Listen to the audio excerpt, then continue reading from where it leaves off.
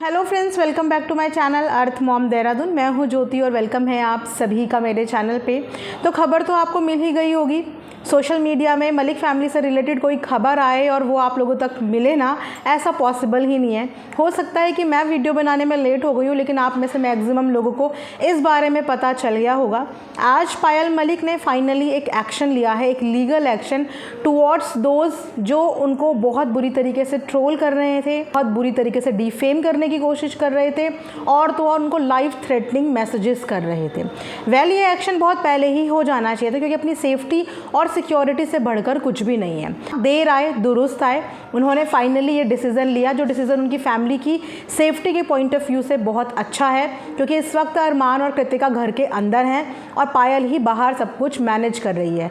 तो इस कंडीशन में पायल की सेफ्टी के भी इश्यूज़ हो सकते हैं, घर में बच्चों की सेफ्टी के भी इश्यूज़ हो सकते हैं। और रही बात डिफेमेशन की, तो डिफेमेशन का मतलब एक्चुअली होता है कि जो चीज़ें हो ना, उन चीज़ों के बारे में बोलना, जो चीज़ें ना देखी हो ना सुनी हो, उन चीज़ों के बारे में डंके की चोट पे बात करना। सोशल मीडिया पे बहुत लोग आपको उकसाते हैं, बहुत लोग आपसे एक्सपेक्ट करते हैं कि आप कड़े शब्दों में बहुत निंदा करो, लेकिन एज अ चैनल हर किसी को ये पता होना चाहिए कि कुछ गाइडलाइंस होती हैं, जिन गाइडलाइंस को हमें फॉलो करना पड़ता है। बहुत सारी चीज़ें जानते बूझते हुए भी हमें अपनी ज़ुबान बहुत सिलेक्टेड चीज़ों के लिए खोलनी पड़ती हैं। कृतिका के बॉयफ्रेंड से रिलेटेड बहुत सारी न्यूज़ आई, जिस न्यूज़ को बहुत सारे लोगों ने सर्कुलेट करने में हेल्प करी, लेकिन किसी ने एक बार भी क्रॉस क्वेश्चन नहीं किया कि कृतिका का बॉयफ्रेंड क्लेम करने वाला जो इंसान है, जो ऑडियो जिस पे लोगों ने बिलीव कर दिया, लेकिन ये सवाल नहीं पूछा कि क्या ये ऑडियो सच में कृतिका के बॉयफ्रेंड की है, और अगर ये कृतिका के बॉयफ्रेंड की थी तो इतने टाइम से कृतिका का बॉयफ्रेंड कहाँ था। और अगर वो ऑडियो के ज़रिए बता सकता है तो वो सामने फेस के ज़रिए भी बता सकता है। कृतिका का बॉयफ्रेंड नहीं आया कभी, एक फ़ोटो किसी के पास थी, उस फोटो को वायरल करते करते हज़ारों के पास वो फ़ोटो पहुंची, और उसके बाद एक ऑडियो लिटरली क्रिएट करी गई या उसको बनाया गया।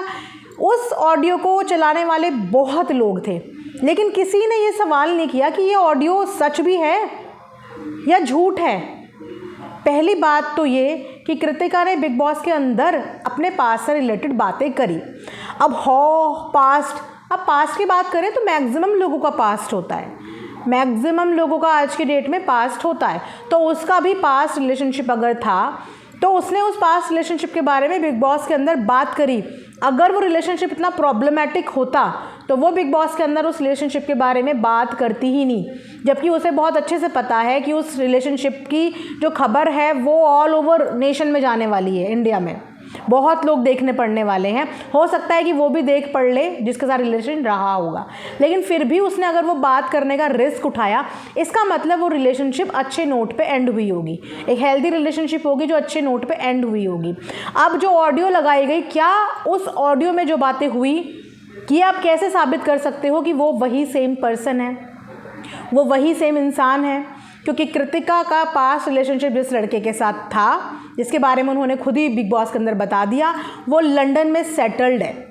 लंदन में सेटल्ड लड़का जो कि अब फ़िलहाल मैरिड भी है, वो इतना खाली होगा कि वो अपना प्रेजेंट रिलेशनशिप स्टेक पे रख के अपने पास्ट रिलेशनशिप के बारे में आके ऑडियो में बात करेगा और बोलेगा कि वायरल कर दो। क्योंकि अगर कृतिका ने अपनी लाइफ में मूव ऑन किया होगा तो उस लड़के ने भी तो अपनी लाइफ में मूव ऑन किया होगा, लेकिन किसी ने इस चीज़ के बारे में सवाल जवाब नहीं किया। सब ने बस वीडियोस बनाई और कृतिका का बॉयफ्रेंड, कृतिका का बॉयफ्रेंड। अरे कृतिका का बॉयफ्रेंड तो कृतिका ने खुद ही बता दिया कि मेरा बॉयफ्रेंड था, लेकिन जो ऑडियो आई वो फेक ऑडियोज, उससे कहते हैं एग्जैक्टली डिफेमेशन। बॉयफ्रेंड होना डिफेमेशन नहीं होती, उस पर बहुत लोगों ने बात करी विच वॉज नॉर्मल, लेकिन वो जो रिकॉर्डिंग ये बोल के दिखाई गई कि ये कृतिका की बॉयफ्रेंड की रिकॉर्डिंग है, देखो ये कृतिका का बॉयफ्रेंड क्या बोल रहा है, इसे कहते हैं डिफेमेशन। क्योंकि वो उसका बॉयफ्रेंड था, ये किसी ने नहीं देखा, ना उसकी सूरत देखी, ना उसकी शक्ल देखी, ना उसको बोलते हुए देखा। एक रैंडम सी कोई रिकॉर्डिंग आ जाती है ऑडियो और उस पर आप विश्वास करते हो, तो वो ऑडियो है डिफेमेशन। जिस पे आप क्रॉस क्वेश्चन पूछने की बजाय आप विश्वास करते हो, वो होती है डिफेमेशन। और एक एग्जांपल देती हूँ डिफेमेशन का, कि आप सब जानते हैं कि उन पे इस वक्त बहुत मेजर केस चल रहा है, बहुत मेजर केस चल रहा है। मैं कभी भी अपनी वीडियो में उस केस का नाम भी नहीं लेती कि उन पे कौन सा केस चल रहा है। आप में से बहुत लोगों को, मैक्सिमम सारी दुनिया को, जनता को पता है, लेकिन वो केस चल रहा है। हम वीडियो बना रहे हैं, आप समझ रहे हो। आप अगर 4 लोगों के बीच में बैठे हो तो कुछ भी बोलो, पीछे से कुछ भी बोलो, लेकिन जब आप वीडियो बना रहे हो, आप कैमरे में बात कर रहे हो और आपकी ये वीडियो पब्लिक होने वाली है, तो आप किसी एलिगेशन को कभी भी ये नहीं बोल सकते कि ये इष्ट है, आप आगे जोड़ लेना, ये नहीं बोल सकते, ये डिफेमेशन होती है, क्योंकि अभी तक कोर्ट ने उनको ये इष्ट प्रूव नहीं किया है। और अगर आप ये वर्ड उनके लिए इस्तेमाल कर रहे हो, आप उनको ये बोल रहे हो, ये क्लेम कर रहे हो, तो आप डिफेम कर रहे हो। क्योंकि कोर्ट ने जब उन्हें अभी तक ये चीज़ें नहीं बोली, ये वर्ड उन्हें नहीं बोला, तो आम जनता का कोई राइट नहीं है उन्हें बोलने का। हाँ, आप अपने घरों के अंदर बोल सकते हो, हाँ आप आपस में बोल सकते हो, लेकिन सोशल मीडिया पे अगर आप कोई चैनल रन करते हो, आप कोई मीडिया रिपोर्टर हो, तो आप उन पे ये एलिगेशन तब तक नहीं लगा सकते जब तक वो साबित नहीं होता, क्योंकि इससे किसी का कुछ नुकसान नहीं होगा। जिस इंसान ने बोल दिया उसका नुकसान हो जाएगा, बोलने वालों ने तो चढ़ा दिया। आज 36 कमेंट आते हैं, आप ऐसे बोलो, आप, हमें पता है कि हमें कितना बोलना है और कितना बोलने के बाद हम ट्रबल में आ सकते हैं। बहुत से लोग कहते हैं डर गए, ये हो गया। अगर हम डर भी गए और अगर कल को हमारे साथ कुछ भी होगा, तो मुझे ये बता दो कि जो ये नीचे नेगेटिव कमेंट्स लिखते हैं, इनमें से कितने लोग आके हमारे साथ खड़े होंगे और हमारे लिए यहाँ पे चल के आएंगे कि नहीं, हमने आपको उकसाया था, आज हम आपके साथ चलेंगे। कितने लोग हमारे साथ हर हियरिंग में चलेंगे, कितने लोग आगे बयान देने के लिए हमारे साथ आएंगे? कोई भी नहीं आएगा, कोई भी नहीं आएगा। तो इसीलिए कोई भी स्टेटमेंट बोलने से पहले सोचना पड़ता है।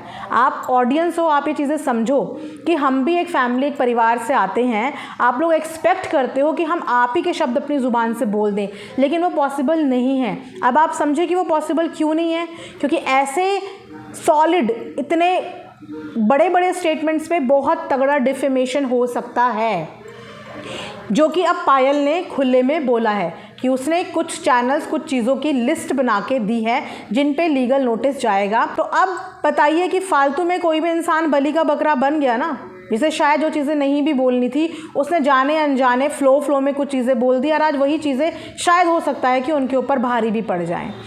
तो इन कुछ चीज़ों की वजह से डिफेमेशन हुआ, जिस डिफेमेशन के कारण आज पायल मजबूर हो गई कि उसको जाके कंप्लेंट करवानी पड़ी, वरना वो इतने टाइम से ट्रोलिंग हैंडल कर रही थी, ट्रोलिंग बर्दाश्त कर रही थी। लेकिन बर्दाश्त करने की भी एक लिमिट होती है, एक सीमा होती है कि आप कुछ भी बोल लो। देखो, कमेंट सेक्शन में लोग बहुत कुछ बोलते हैं, हम एक एक कमेंट को पकड़ के कुछ नहीं बोल सकते, लेकिन हम अगर वीडियो प्रेजेंट कर रहे हैं, हम अगर क्रिएटर हैं, तो हमें ज़रूर बोल सकते हैं, हम ज़रूर रडार में आ सकते हैं, क्योंकि हम बोल रहे हैं, अपनी एक आइडेंटिटी के साथ बोल रहे हैं, अपनी एक पूरी इन्फॉर्मेशन के साथ बोल रहे हैं और सोशल मीडिया में बोल रहे हैं, तो हम अपनी हर बोली हुई बात के रिस्पॉन्सिबल हैं।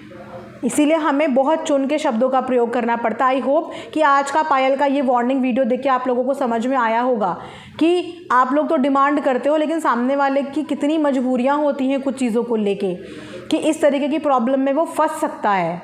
आई होप कि आप लोग इस चीज़ को समझे हो। मिलेंगे नेक्स्ट वीडियो में, तब तक अपना ध्यान रखिए। Thanks for watching earth Mom Dehradun.